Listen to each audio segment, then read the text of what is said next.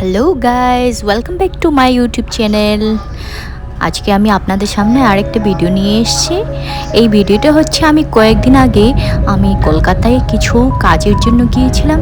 সেই সময় আমি এই ভিডিওটা করেছিলাম।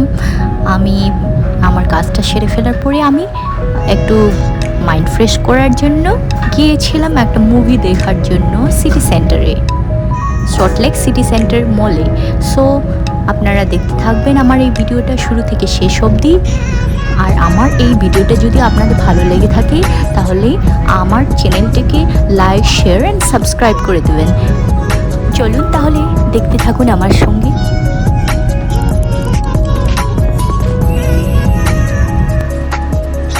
এবারে চলে এসেছি আমি সল্টলেক সেক্টর 5 সিটি সেন্টার মলে। আজকে আমি এসেছি জরা হটকে জরা বচকে মুভি দেখার জন্য।